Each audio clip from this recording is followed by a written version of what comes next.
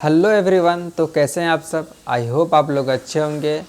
और अपन लोग आज की इस वीडियो में जैक क्लास 12 मैथ्स सेट 4 का क्वेश्चन नंबर 1 to 10 तक डिस्कस करेंगे।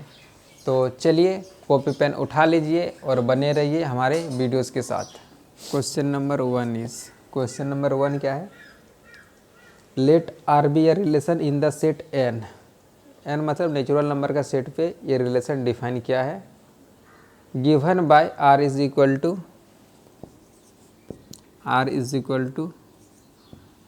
ए comma b such that a is equal to B minus two comma b greater than 6। Choose the correct answer. पहला क्या है, ऑप्शन है 2,4 belongs to R. Option B क्या है 3,8 belongs to R.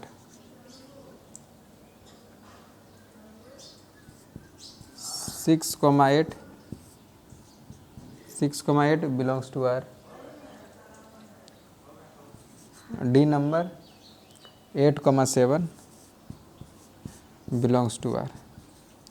ये जो आर एक जो सेट है या रिलेशन है, तो इसके अंदर में इस टाइप का एलिमेंट रहेगा, मतलब ऑर्डर्ड पेयर रहेगा। और इस ऑर्डर्ड पेयर में क्या खूबी है, A is equal to B minus two, मतलब ए बी से 2 कम है। मतलब एक कम है, कितना कम है, 2 कम है। मतलब पहला वाला नंबर 2 कम है किससे, बाद वाला से। तो ये कम है मतलब पहला नंबर छोटा होगा और दूसरा वाला नंबर से 2 कम होगा। और क्या खूबी है, और एक कंडीशन है कि b बड़ा होना चाहिए 6 से, मतलब बाद वाला नंबर 6 से बड़ा होना चाहिए। तो क्या निकला, पहला वाला नंबर छोटा होना चाहिए और दूसरा वाला से 2 कम होना चाहिए। 2 कम होगा तो अपने आप छोटा हो जाएगा, मतलब पहला वाला नंबर बाद वाला से 2 छोटा होना चाहिए और बाद वाला नंबर 6 से बड़ा होना चाहिए। तो क्या हुआ, पहला वाला नंबर 2 कम होना चाहिए। हाँ, पहला वाला नंबर 2 कम है बाद वाला से, इस कंडीशन को सेटिस्फाई कर गया। बाद वाला 6 से बड़ा होना चाहिए, तो यहाँ पे 4 है तो 4 नहीं चलेगा। देखिए इसमें पहला वाला नंबर 2 कम होना चाहिए, तो यहाँ पे 5 कम है, नहीं चलेगा। यहाँ पे 6 है, 8 है, तो पहला वाला नंबर 2 कम है, ठीक है। बाद वाला नंबर 6 से बड़ा भी है, ये चल जाएगा। 8,7 ये नहीं चलेगा, पहला वाला नंबर यहाँ बड़ा भी है। और क्या बोलते हैं, हाँ पहला वाला नंबर यहाँ बड़ा हो गया और एक बड़ा है, तो ठीक है, ये नहीं चलेगा। तो कौन सा ऑप्शन हो जाएगा इसका सही आंसर, इसका आंसर हो जाएगा ऑप्शन सी। तो ठीक है, अब हम लोग नेक्स्ट क्वेश्चन की तरफ जाएंगे।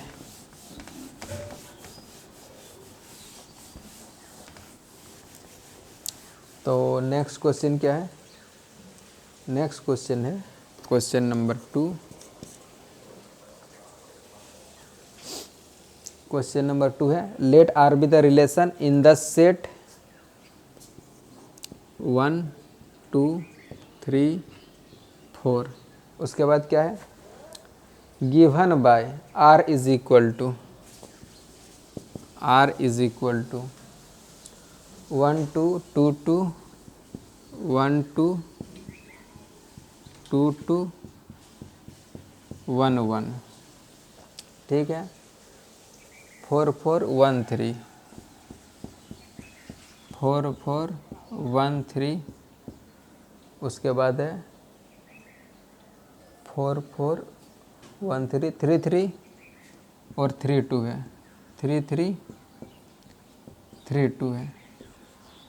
अब उसके बाद ऑप्शन में क्या है, choose the correct answer. R is reflexive and symmetric but not transitive. Option B है R is reflexive and transitive but not symmetric. Option C है R is symmetric and transitive but not reflexive. और option D है R is an equivalence relation. कुछ नहीं है, reflexive symmetric transitive के ऊपर हम लोग कमेंट करेंगे। तो चलिए स्टार्ट करते हैं। R S T. तो इस रिलेशन को रिफ्लेक्सिव तब बोलते हैं जब 1 1 2 2 3 3 4 4 रहता। तो क्या 1 1 2 2 3 3 4 4 है, हाँ 1 1 है। 2 2 है, 3 3 है, 4 4 है, तो ये तो रिफ्लेक्सिव हो गया। अब साइमेट्रिक को चेक करते हैं, इसको इंटरचेंज करेंगे तो हमको मिलेगा 2,1, 2,1 कहीं है नहीं है, तो साइमेट्रिक कट गया। अब क्या बचा, अब ट्रांजिटिव चेक करना है, तो ट्रांजिटिव को कैसे चेक करेंगे, देखो इसके चलते कोई दिक्कत होगा नहीं, इसके चलते कोई दिक्कत होगा नहीं, इसके चलते कोई दिक्कत होगा नहीं, इसके चलते कोई दिक्कत होगा नहीं, तो इसको छोड़ देंगे। बचा क्या, इस पे हम लोग चेक करेंगे। तो देखिए ये ऑर्डर पेयर 1,2 है, क्या है 1,2 है, 2 से ख़त्म होता है, तो 2 से स्टार्ट होने वाला ऑर्डर पेयर कहाँ है, कहीं नहीं है, तो ये पास हो गया, मतलब इसके चलते कोई दिक्कत नहीं आएगा। अब इसको देख लेते हैं 1,3, इसको चेक कर रहे हैं, तो ये 3 से ख़त्म हुआ है, तो 3 से स्टार्ट कहाँ से हो रहा है, 3 से स्टार्ट यहाँ पे हो रहा है, तो 3 2, इसको कैंसिल करेंगे तो हमको मिलेगा 1,2, क्या 1,2 है, हाँ है, तो इसके तरफ से कोई दिक्कत होगा नहीं। फिर ये 2 से ख़त्म होता है, 2 से स्टार्ट होने वाला है नहीं, तो कोई दिक्कत नहीं हुआ, मतलब ट्रांजिटिव हो गया। तो क्या हो गया, reflexive and transitive but not symmetric. तो ये हो जाएगा reflexive and transitive but not symmetric. तो ठीक है, तो कौन सा ऑप्शन हो जाएगा, reflexive and transitive but not symmetric, but not symmetric, देखो ऑप्शन बी में है, तो इसका सही आंसर हो जाएगा बी। ठीक है, अब हम लोग क्वेश्चन नंबर 3 को करेंगे। अच्छा 3 नंबर यहीं पे तुरंत कर देते हैं ना। देखिए 3 क्या है, एक फंक्शन है f is defined from r to r, मतलब f हमारे पास एक फंक्शन है defined from r to r, और f x is equal to क्या है, x पर पावर 4। तो कुछ नहीं, x पर पावर 4 का ग्राफ कुछ इस तरह का आएगा। अब ग्राफ से तुरंत पता चल जाएगा क्या है नहीं है। तो पहले 1 1 और मेनी 1 में क्या हो जाएगा, यहाँ पे जैसे लाइन खींचेंगे 2 जगह कट कर गया, इसलिए ये हो गया मेनी 1, मेनी 1। अब इनटू की ऑन टू है, तो देखते हैं y का कहाँ से कहाँ तक, y का कौन कौन सा मान कवर हो रहा है, मतलब रेंज देखते हैं। तो देखिए y का मान 0 से इन्फिनिट तक सारा कवर हो रहा है। इसका जो रेंज आएगा ना, इसका जो रेंज आएगा इस फंक्शन का, तो रेंज हो जाएगा जाके 0 से लेके इन्फिनिट तक। इसको कंपेयर कीजिए और सेकेंड वाला सेट को कंपेयर कीजिए, क्या बराबर आया, तो आंसर आया नहीं, तो ये ऑन टू नहीं होगा। ऑन टू नहीं होगा तो बट नॉट ऑन टू लिखो, नहीं तो ऑन टू नहीं होगा, ऑन टू नहीं होगा मतलब ये इन टू होगा। तो ये हो गया मेनी 1 इन टू। तो मेनी 1 इन टू कहाँ पे है, तो ऑप्शन ए में 1 1 है, तो 1 1 तो है नहीं, ऑप्शन ए कट जाएगा। सेकंड में है मेनी 1 ऑन टू, तो मेनी 1 इन टू है, तो बी भी कट जाएगा। ऑप्शन सी है 1 1, 1 1 तो है ही नहीं, कट गया। तो ऑप्शन डी क्या, एफ इज़ नाइदर 1 1, बोलता है 1 1 नहीं है, 1 1 नहीं है मतलब मेनी 1 है, इसी बात को बोल रहा है। उसके बाद क्या बोला है, नॉर ऑन टू, बोलता है ऑन टू नहीं है मतलब इन टू है, इसी बात को बोल रहा है। तो ठीक है, तो इसका सही आंसर हो जाएगा डी हो जाएगा। तो ठीक है,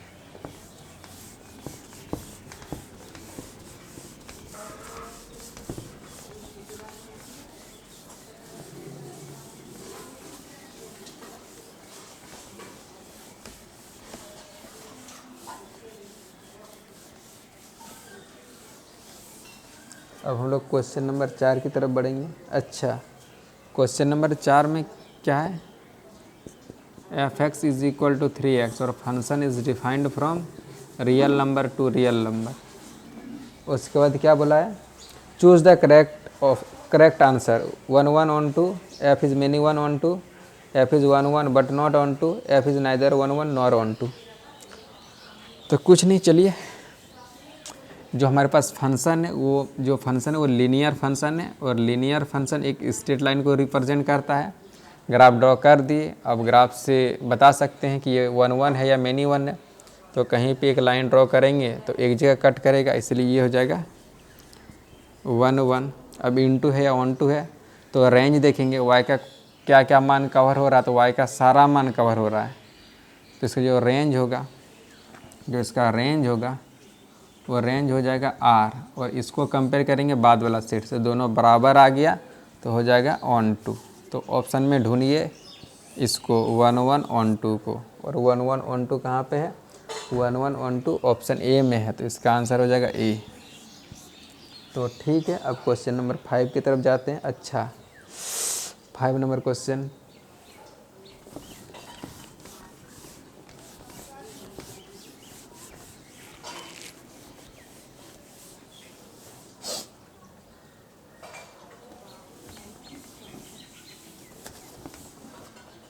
क्वेश्चन नंबर 5 क्या है? 5 में f x is equal to दिया है, f x is equal to दिया है 3 माइनस एक्स क्यूब पर पावर 1/3, और हमको क्या निकालना है? F circle f x. तो चलिए निकालते हैं। तो f circle f x is equal to f, इसको ब्रैकेट यहाँ पे दे देंगे और उसके बाद एफ एक्स है, एफ एक्स लिख देंगे, एफ लिख देंगे यहाँ पे एफ एक्स, और एफ एक्स का मान दिया हुआ है 3 माइनस एक्स क्यूब पर पावर 1/3। देखिए एफ समथिंग आ गया, और एफ समथिंग का मान निकालने के लिए यहाँ पे आना होगा, और x की जगह x नहीं लिखेंगे, इतना बड़ा क्वांटिटी लिखेंगे, तो बहुत थोड़ा सा कॉम्प्लिकेटेड एक्सप्रेशन है। तो क्या किए, थोड़ा देर के लिए ये जो चेहरा है इसको थोड़ा देर के लिए m मान लिए और लिख देते हैं where m is equal to ये वाला चेहरा 3 माइनस एक्स क्यूब पर पावर 1/3। देखो नहीं भी करेंगे तो हो जाएगा, बट नहीं किए।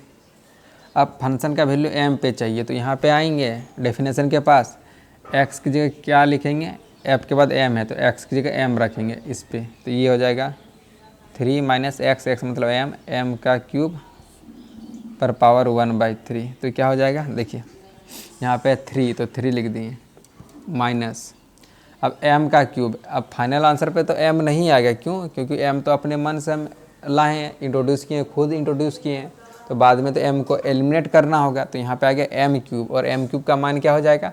अच्छा, m का मान पता है, इस पावर को इधर शिफ्ट करेंगे ना, तो अभी 1/3 है ना, तो इधर पलट जाएगा तो 3 हो जाएगा। तो m cube is equal to क्या हो जाएगा, ये हो जाएगा 3 minus x cube.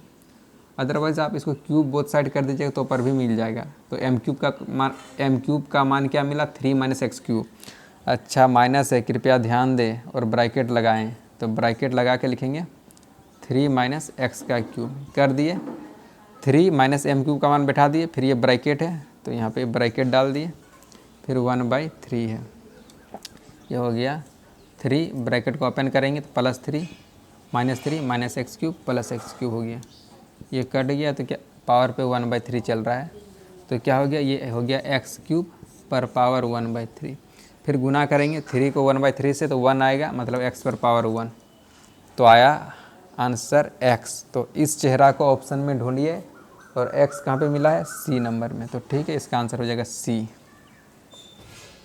Question number 6 में क्या है, f x is equal to x square plus x plus 7, और निकालने क्या बोला है, then f zero is, function का वैल्यू 0 पे क्या होगा, कुछ नहीं, यहाँ पे आएंगे और x की जगह क्या रख देंगे, f के बाद 0 है तो 0 रख देंगे, यहाँ यहाँ पे 0 रखेंगे, 0 का स्क्वायर प्लस यहाँ पे x है 0 रखेंगे प्लस 7 इज इक्वल टू 7। अब इसको ऑप्शन में ढूंढिए कहाँ पे है, तो ऑप्शन सी पे मिलेगा, तो ठीक है।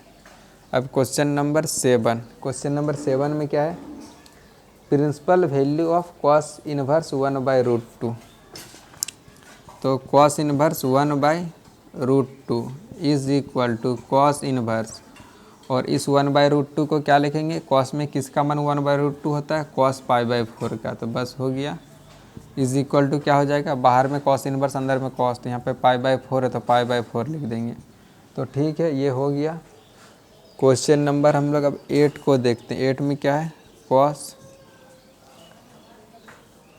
Sign inverse half plus cos inverse half, sin inverse half plus cos inverse half is equal to क्या होगा, कॉस लिख देंगे, यहाँ पे क्या लिखा है देखिए, sin inverse plus cos inverse, sin inverse plus cos inverse is equal to होता है π/2, तो π/2 रख दिया, ये हो गया कॉस π/2, और कॉस π/2 इज इक्वल टू 0, और कौन सा ऑप्शन में 0 है, ऑप्शन सी में है, तो इसका आंसर हो जाएगा सी। ठीक है, अब क्वेश्चन नंबर 9, क्वेश्चन नंबर 9 में क्या है, cos inverse cos 7π/6, cos inverse cos 7π/6 is equal to क्या होगा, इधर ध्यान दीजिएगा, बाहर में कॉस इनवर्स है, अंदर में कॉस है, यहाँ पे 7π/6, 7π/6 देख के तुरंत 7π/6 नहीं लिखेंगे, मतलब हम लोग एंगल को ज़रूर देखेंगे कि ये एंगल इस रीजन में रहना चाहिए, किस रीजन में, इस रीजन में, मतलब 0 और 180 के बीच में रहेगा तो लिख सकते हैं, 0 भी है तो चलेगा, 180 है तो पर भी चलेगा। तो क्या करेंगे, अभी देखो, अब एंगल को देखते हैं, एंगल क्या लिखा है, π/6 का मतलब हुआ 30 डिग्री, 30 गुना 7, 30 गुना 7 इज इक्वल टू 210, मतलब 210 डिग्री ये लिखा हुआ है। तो ये तो उसका रेंज के बाहर चला गया, तो क्या करेंगे, एंगल को छोटा करेंगे, और एंगल को छोटा कैसे करेंगे, कुछ नहीं, बॉर्डर वाला फार्मूला लगाएंगे। तो कॉस लिख देंगे, इस 7 को 2 पार्ट में लिखेंगे, कैसे लिखेंगे, हम लोग ऐसे सोचेंगे कि 7 के आसपास में कौन ऐसा संख्या है जो कि इस 6 से भाग लगता हो। तो 7 के आसपास में 6 है जो कि 6 से भाग लगता है, तो पिक्चर में हम लोग 6π को लाएंगे, तो यहाँ पे लिख दिए 6π, पर था 7π, तो और एक पाई ऐड कर दिए बाय 6, इस 1 को नहीं भी लिखेंगे तो चलेगा, कॉस इनवर्स कॉस, नीचे वाला 6 दोनों को दे दिए, 6π को नीचे वाला 6 दे दिए, प्लस इस पाई को नीचे वाला 6 दे दिए, तो क्या हो गया, कॉस इनवर्स कॉस, 6 से 6 कैंसिल हो जाएगा, पाई प्लस π/6, तो क्या हो जाएगा यहाँ पे, कॉस इनवर्स, यहाँ पे बॉर्डर वाला फार्मूला लगाएंगे, तो इस तरह का छोटा सा डायग्राम बनाएंगे, पहले पाई का कोण बनाएंगे, यहाँ पे बनेगा, आगे जाएंगे कि पीछे हटेंगे, प्लस से आगे आएंगे, थर्ड क्वाड्रेंट में कॉस नेगेटिव, फंक्शन कॉस है, कॉस लिख देंगे, प्लस के बाद π/6 है, तो इसको यहाँ पे सटा देंगे π/6। अब हम लोग क्या करेंगे इसको, अच्छा हमको क्या दिखाई पड़ा, अच्छा कॉस इनवर्स का आर्गूमेंट में नेगेटिव है, तो इस माइनस को बाहर करना होगा, बाहर करेंगे तो पाई लगता है, तो पहले पाई लगाएंगे फिर माइनस को लिख देंगे। अब इसको लिख देते हैं कॉस इनवर्स कॉस π/6, तो ये क्या हो गया, पाई माइनस, देखिए बाहर में कॉस इनवर्स, अंदर में कॉस, तो यहाँ पे π/6 है तो π/6 लिख देंगे, पाई माइनस π/6 5π/6, ये इसका आंसर होगा। तो इस चेहरा को ऑप्शन में ढूंढिए, 5π/6, 5π/6 कहाँ है, बी पे है, तो इसका आंसर हो जाएगा बी। अब देखिए मुझे बताने में समय लग रहा है, अदरवाइज़ आप ना इस स्टेप से इस स्टेप में एक क्लिक पे आ सकते हैं, 2 स्टेप स्किप कर सकते हैं, तो ठीक है। अब हम लोग क्वेश्चन नंबर 10 को देखते हैं, तो ठीक है, इसको मिटाते हैं पहले। तो क्वेश्चन नंबर 10, क्वेश्चन नंबर 10 में क्या है, tan inverse √3 minus cot inverse minus √3, तो tan inverse √3 minus cot inverse minus √3, इसका हम लोग को वैल्यू बताना है, मतलब ये किसके बराबर होगा। तो चलिए सिंपलीफाई करते हैं, पहले यहाँ पे माइनस देखें ना, तो इस माइनस का ठिकाना लगाएंगे, तो पहले tan इनवर्स √3 को इसी तरह लिखा हुआ रहने दिए, तो देखो माइनस का ठिकाना लगाएंगे, माइनस को बाहर करेंगे तो cot इनवर्स में भी पाई लगता है, cos inverse sec inverse cot inverse में पाई लगता है, तो पहले पाई लगेगा फिर माइनस को लिखेंगे, तो पहले माइनस है, कृपया ध्यान दें यहाँ पे माइनस है इसलिए ब्रैकेट लगाएं, तो ब्रैकेट लगा दिए ताकि गलती ना हो, नहीं तो विदाउट ब्रैकेट के भी कर सकते हैं, बट क्यों रिस्क लिया। तो क्या हो जाएगा, पाई माइनस ये हो जाएगा cot इनवर्स √3, ये हो जाएगा। अब क्या करेंगे, ब्रैकेट को ओपन कर देते हैं, तो ये हो गया tan इनवर्स √3 प्लस पाई हो जाएगा माइनस पाई, ये फिर ये प्लस हो जाएगा cot इनवर्स √3, तो क्या हो गया, इधर देखिए tan inverse plus cot inverse, ये हो जाएगा π/2, ये माइनस पाई है तो माइनस पाई लिख देंगे, π/2 माइनस पाई, ये हो जाएगा माइनस π/2, कुछ नहीं है, हो गया माइनस π/2, और माइनस π/2 कौन सा ऑप्शन में है, ऑप्शन बी पे है, तो ठीक है।